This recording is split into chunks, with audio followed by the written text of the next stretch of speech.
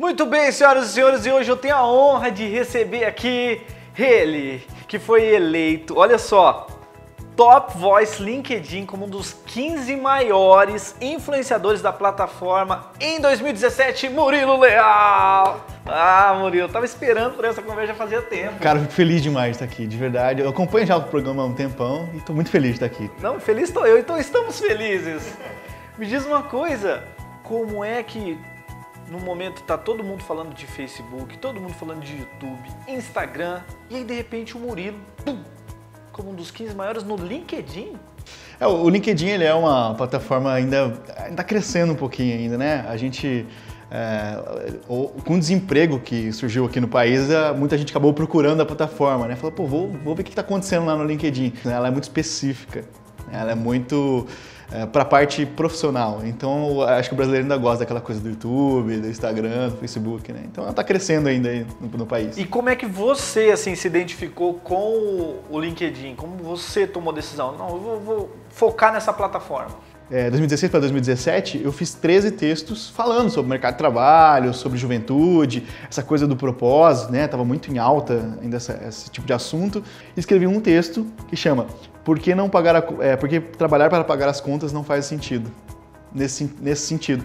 E aí, cara, para minha surpresa, assim, publiquei, o negócio viralizou. Na época, duas pessoas muito conhecidas compartilharam o texto. Uma era a Bel Pesce, né, que é uma empreendedora, e o outro é o Nizam Guanais, que é um cara da comunicação muito bom e tal. Então os dois compartilharam e aí a coisa ganhou um corpo maior, né? E aí, cara, nossa, aí realmente daí pra frente eu vi que tinha como fazer conteúdo lá dentro do LinkedIn. E aí eu escrevi 13 textos em 2016, exatamente falando sobre esse universo e tal da juventude. Aí no final do ano, pra minha surpresa, meu nome estava constado lá no LinkedIn com esse Top Voice, né, que é um título que eles deram, que são essas 15 pessoas. Então, pensando assim, que são lá 300 e poucas mil pessoas, pensa assim... 370 mil seguidores. Imagina, é uma cidade atrás de você, né? Então, eu fico bem assim, ainda tô aprendendo a lidar com isso ainda. Já te perguntaram por que o seu texto chega tão longe? Eu recebo 3 tipos de comentário lá, basicamente. Um é alguém marcando alguém, falando, fulano, olha que a gente conversou tal dia. O outro é... Cara, você captou exatamente quem eu sou, assim, como que você escreveu pra mim? Eu acho que eu tenho uma facilidade de captar mesmo, assim, uns mindsets, sabe, assim, e tentar trazer isso pro texto. E eu tenho um jeito de escrever que é um jeito meio crônico, assim, como cronista. Então eu acho que isso também, essa linguagem, ela funciona melhor na internet do que a gente só jogar informação lá. Eu queria que você explicasse para quem está lá em casa assistindo a gente sobre o seu olhar, o que é o storytelling? É algo novo, algo que já existia, como que é? Eu falo assim sempre, todo mundo conhece storytelling, todo mundo que assistiu um filme da Marvel, por exemplo, conhece o storytelling. O que é, né? Aquela estrutura que principalmente o cinema usa, que é você contar uma história, você criar uma narrativa, e aí com essa narrativa você gerar emoção, você gerar impacto. Resumindo assim, de maneira bem simples, né? É você criar uma narrativa para você justamente criar uma empatia com esse outro público, o outro lado da moeda, né? Então assim, o storytelling, hoje ele é aplicado em diversas coisas que você vê na publicidade, você vê nos conteúdos. Então eu acho que o storytelling hoje ele tem essa capacidade muito grande de emocionar as pessoas. E por que eu acho que ele é tão fundamental?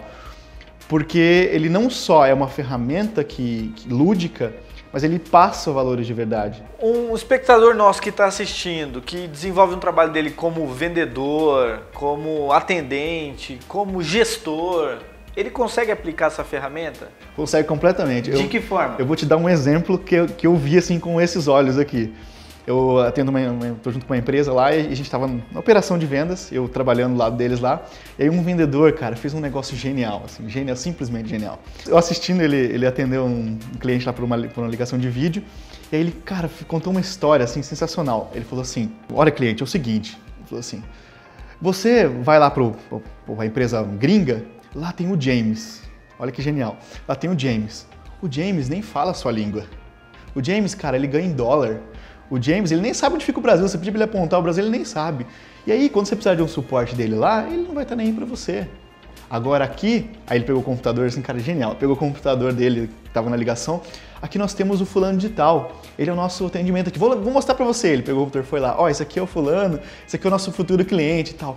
Olha que moleque descolado, olha só, aqui ele fala português. Quando você tiver com algum problema, ele fala a sua língua, ele recebe em real, ele sabe quanto a gente, como quer viver aqui no Brasil. Cara, ele foi criando um universo assim em volta, né? Aí o cliente, né, no outro lado de lá, eu vi com meus olhos, cara, ele olhou e falou assim, olha, cara, eu nem sei muito bem o que vocês vendem, mas, cara, eu quero vender igual você. Que genial. O storytelling tem basicamente 3 coisas, que é o enredo, o personagem e o universo. Ele conseguiu fazer os 3 numa história de vendas. Eu vejo que as empresas criam eventos de liderança, eventos de vendas, eventos de marketing. Como que você vê a comunicação dentro desse universo? A importância que deveriam dar para a comunicação dentro de todos esses universos aí? Todo problema de uma empresa é um problema de comunicação. A comunicação sempre é um problema quando você não faz ela de maneira efetiva. Uma mensagem errada se transforma num valor errado. Então, por exemplo, ele não me valoriza aqui dentro da empresa. De repente, não, ele só chamou a sua atenção por alguma razão. Mas para você, por causa da maneira como o outro falou, acabou soando de maneira diferente. Nos negócios, isso também é muito importante. Às vezes, eu já vi gente fechar negócio por causa de empatia. Simplesmente falou alguma coisa que alguém gostou. Sem querer, às vezes por querer. Mas essa ligação da comunicação é muito importante. Vou contar outra história, né, para variar. Um amigo meu que vende também assim, coisas muito caras e tal, são planos longos e tal, ou seja, uma negociação bem complicada assim, de fazer geralmente. E ele simplesmente, cara, ele hackeou praticamente o decisor da outra empresa, né?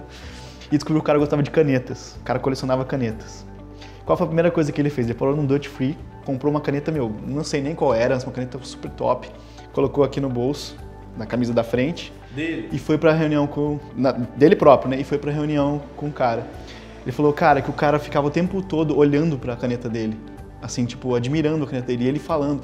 Ou seja, gerou uma empatia na comunicação dele por causa um rapport ali. Tem um rapport, exato. Um rapport por causa de um objeto. Então, ou seja, a comunicação entre eles ficou mais fácil. E como é que ele conclui essa história? Ele deu uma caneta de presente pro cara? Você não sabe que genial. Eu vou contar isso aqui, que genial. Ele simplesmente foi lá, começou a conversar com o cara, ele, enfim, negociou, falou aos pormenores dos contratos e tal. Aí o cliente não sabia que ele sabia, né, que ele gostava de caneta. Aí ele falou assim, vamos fazer o seguinte então. Pegou a caneta, colocou em cima do contrato e falou assim, você assina e eu te dou essa caneta. Eu ganhei essa caneta, eu te dou. Aí o cara olhou pra ele assim e falou, sério? E era uma caneta específica lá, eu não entendo muito, mas era uma caneta assim, importante. Não era tipo uma dessa, não era uma de presente ó, de um cliente. Não era aquela de político, não. Era uma caneta mesmo, assim, bem boa. Ele pesquisou, olha que rapport inteligente, ele pesquisou pra ver qual era uma caneta boa e tal. E aí ele gastou, cara, R$800 na caneta. O quê? Calma, eu vou explicar a razão. Ele gastou R$800 numa caneta. O que ele fez? Botou a caneta lá em cima e falou, então faz o seguinte, você assina o contrato e essa caneta é sua. Aí o cara ficou, completamente, assim, empático com aquilo. Aí ele pegou e assinou.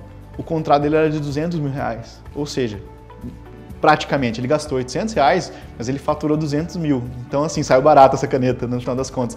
Mas por quê? Ele quis criar essa conexão na comunicação dele. Ele descobriu assim, se eu apontar alguma coisa que ele goste, ele basicamente vai gostar do que eu vou falar. Cara, isso é genial, assim, pensando em neurociência, tudo isso é genial. Mas assim, eu acredito mesmo que a comunicação ela tem esse poder efetivo. Às vezes alguém chateia a gente por causa de uma bobeira que fala, né? Então assim, a comunicação, cara, que assim, eu sou também suspeito para falar. Mas e é por isso que você está aqui, porque você é suspeito. Eu sou fruto disso. Eu sou fruto de uma boa comunicação. Exato. Eu me comunico tão bem com os meus leitores, pelo menos eu imagino, que eles se ligam a mim, assim, a minha figura. Eles clicam lá no seguir por causa disso. Eles falam assim, pô, a maneira como ele comunica as coisas, para mim faz sentido, né? Tem algumas coisas que eu acho que funcionam de maneira muito inteligente na comunicação. E, enfim, eu acho que se a gente não aprender a se comunicar, a gente vai ter muitos problemas que a gente poderia não ter se a gente soubesse falar de maneira certa, do jeito certo, para a pessoa certa, né? Vamos falar do LinkedIn. Eu confesso para você que eu não dava importância nenhuma pro LinkedIn. E eu comecei a seguir você. Foi aí que a gente agendou a entrevista e eu criei uma página. É página que fala? A gente usa o termo, comercial? né? A gente usa o termo perfil comercial, né? Qual é a dica que você dá para mim, logo para os nossos espectadores, para preencher de conteúdo ali o LinkedIn? A maioria das pessoas imagina isso, né? Que é um currículo online. Assim, resumindo, é isso que as pessoas imaginam. Eu acho que durante um tempo ele foi um currículo online. Ele começou com esse sentido, colocar suas atribuições profissionais lá para gerar essas conexões. Certo. Hoje o próprio LinkedIn não se posiciona mais como uma rede social. Eles falam, nós somos uma plataforma de negócios. É lá o que você vai encontrar, por exemplo, o diretor da Nestlé. Você não vai encontrar o cara no Instagram, você não vai encontrar o cara no Facebook, mas lá você vai encontrar ele falando sobre o mercado, ele falando das conexões dele, do que ele tem aprendido. Então, assim, o LinkedIn não é mais, já faz 3, 4 anos, talvez mais um pouco, não é mais uma plataforma de simplesmente você colocar um currículo. Ela é uma plataforma de gerar negócios e conexões. Muitos dos meus trabalhos, muito da exposição que eu tive e acesso a pessoas importantes que eu tive foi via LinkedIn. As pessoas falavam, olha, te sigo lá no LinkedIn. Ah, que legal. Então, assim, ele é uma plataforma de produção de conteúdo de mercado, né? Então, onde as empresas podem criar negócios entre si, o tal do B2B, né? Podem criar negócios entre si e também gerar conexões dentro do seu mercado. Então, vamos supor, você é um fonoaudiólogo. Você vai se conectar com esse universo de outros fonoaudiólogos ou pessoas que estão no setor e você vai criando ali na sua timeline, né, um universo que faz sentido para a sua profissão. E é melhor o pessoa física ou jurídica? Eu acho que depende dos objetivos, né? O LinkedIn, ele entende que a valorização tem que ser dos profissionais. Mesmo uma empresa muito grande, ela não consegue, por exemplo, não tem anúncio lá no LinkedIn, igual tem no Facebook, por exemplo. A empresa anunciando como empresa. O que tem é a gente patrocinando em pessoas das empresas para se posicionar. Então a gente coloca lá um CEO para falar, a gente coloca lá um diretor, enfim, alguém do comercial, não precisa ser algum cargo grande. As pessoas da própria empresa falando sobre a empresa. Então essa sacada do LinkedIn que eu acho muito boa, ela potencializa as pessoas, os profissionais ao invés das empresas. Em cidades maiores, como São Paulo, que eu estou lá agora, não existe mais essa coisa de currículo. Você só chega no recrutador por meio de uma plataforma como o LinkedIn. Eles têm outras plataformas como o Sales Navigator, que é uma plataforma de vendas direta. Então você consegue ter contato com pessoas do seu universo para prospectar clientes, porque você imagina, ali tem todos os dados. Nós temos os cargos das pessoas, nós temos quem são os decisores. Então ali é um lugar inteligentíssimo para você prospectar. Quem é o cara que vai fechar contrato comigo? Não é o secretário, é o decisor. Então esse cara está exatamente ali naquela rede. Então assim, eles criaram um universo profissional de negócios entre empresas. E, cara, assim, acho que dificilmente vai ter algo parecido. Mas foi um despertar deles. Tipo, a gente tem todos os dados das pessoas, então por que não conectá-las? E aí eles focaram nesses últimos 2 anos em conteúdo. As pessoas começam a falar sobre o seu mercado. E aí isso vai gerando mais sinergia entre as pessoas. Então as pessoas do mesmo universo... Eu mesmo sou conectado com um monte de jornalistas, com um monte de pessoas da área de comunicação, com um monte de pessoas da área de marketing, porque a gente tem algo em comum. Então o LinkedIn potencializa isso, assim. Essa é a grande diferença do LinkedIn para outras redes sociais. É primordial para qualquer profissional estar lá, não só para posicionamento, né, o personal branding, como a galera fala, como também para encontrar outros universos lá. Então é fundamental estar lá. Você como produtor de conteúdo, você como um cara, um criador, que dicas que você dá para uma pessoa que está começando a escrever ou criar seus vídeos? Porque antes de um vídeo vem uma criação, vem um texto. O público, ele percebe quando você está sendo você mesmo e quando você está só criando um personagem, assim, sabe? É aquela coisa de querer atingir um status que você não tem. Então, eu acho que o mais importante é a gente aprender a se comunicar com pessoas, assim, ou seja, expor realmente a humanidade que está por trás de um perfil profissional. É o que eu tento fazer ali, e eu acho que é isso que dá certo para mim, assim. Eu falo sobre as dificuldades que eu tive, eu exponho sempre uma situação que para mim é mega importante, que ninguém notou, né, que eu chamo de lado B, isso, assim, trazer um lado B da coisa. Eu sempre resumo em alguns pontos, assim, primeiro é ter empatia, né, você ser capaz de conversar com outra pessoa. Segundo é colocar um lado B, ou seja, quando eu segui o Rafael, eu falo assim, eu vou seguir ele, que toda vez que ele fala alguma coisa, que ele cria um vídeo, que ele cria um texto, é sempre diferente do que eu já vi por aí. Então, assim, ter esse lado B. Terceiro é experiência, né, o cara sair do seu conteúdo e falar, putz, isso aí mudou a minha vida. É que eu falo que meu objetivo é sempre esse, a pessoa lê a última linha e fala, meu Deus, impactou minha vida, né? Explodiu minha cabeça aqui. Então esses são alguns elementos assim que eu acho que é mega importante para qualquer criador de conteúdo. Eu dou algumas mentorias para galera de conteúdo, dei para uns youtubers uma vez, faz um tempo atrás, e a gente abriu os vídeos dele lá para analisar junto. E eu olhei e falei, olha, você está fazendo exatamente como tal youtuber, exatamente como tal youtuber. A gente não quer ver você imitando ele, a gente quer você ali. Se a gente quiser ver ele, a gente vê ele, né? Então, assim, é criar essa linguagem, entendendo que você pode ser você mesmo, assim. A maioria das audiências entende, assim, eu quero seguir este cara porque ele está sendo ele mesmo, sabe? Isso é muito forte dentro da internet. Todos os grandes canais você vê isso muito fácil, né? O Whindersson é sendo o Whindersson. Você vê que não tem ninguém parecido com ele. Então eu acho que é essa sacada, assim, de ser você mesmo e criar conteúdo que traga uma experiência mesmo para a audiência. Acho que isso é a maior força mesmo do conteúdo. Murilo, quero te agradecer pela palestra, ou melhor, pela entrevista. Foi uma Se palestra, deixar, eu falo muito. Muito bom, sucesso. E quem quiser te seguir, primeiro caminho, LinkedIn. LinkedIn. É que assim, lá no LinkedIn eu não consigo responder muito, então eu sempre dou um Instagram que lá é mais fácil de conversar, assim, que é Leal Murilo, né? Mas lá no LinkedIn, cara, eu sempre falo, eu tenho uma missão de vida que é ajudar pessoas a fazer coisas legais, assim. Então se você está criando conteúdo, alguma coisa assim, pode mandar lá que eu respondo. Parabéns. Eu que agradeço. Murilo Leal, senhoras e senhores.